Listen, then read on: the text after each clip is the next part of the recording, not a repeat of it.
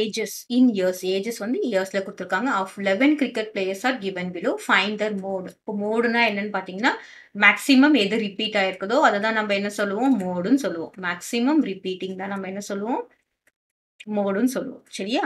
இப்போ இதுல பார்த்தீங்கன்னா, எது எதுலாம் எந்த இயர்ஸ்? ஃபர்ஸ்ட் நான் என்ன எழுதியிருக்கேன்? ஏஜஸ் எழுதிக்கிறேன். அதுக்கப்புறம் அதோட ஃப்ரீக்வென்சி. ஃப்ரீக்வென்சினா என்னது? எத்தன தடவ அது வருது? அப்படின்றது தான் ஃப்ரீக்வென்சி. இத நம்ம அசெண்டிங் ஆர்டர்ல, டிசெண்டிங் ஆர்டர்ல அரேஞ்ச் பண்ணணும்னு அவசியம் கிடையாது. அப்படியே போடலாம். கிளியரா?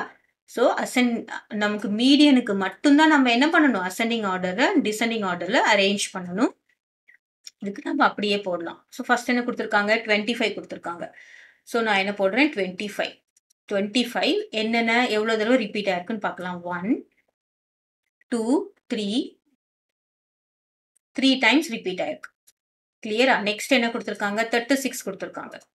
சரியா? 36 பார்த்தீங்கன்னா 1, 2, 3. ஸோ 36ம் பார்த்தீங்கன்னா எத்தன தடவ? 3 டைம் ரிப்பீட் ஆயிருக்கு. அடுத்தது என்ன குடுத்துருக்காங்க? 39 குடுத்துருக்காங்க. இப்ப 39 பார்த்தீங்கன்னா 1 ஒரே ஒரு தடவ தான் வந்திருக்கு. அடுத்ததா என்ன குடுத்துருக்காங்க? 38 குடுத்துருக்காங்க. 38 பார்த்தீங்கன்னா 1, 1, 2. 2 டைம்ஸ் ரிப்பீட் ஆயிருக்கு.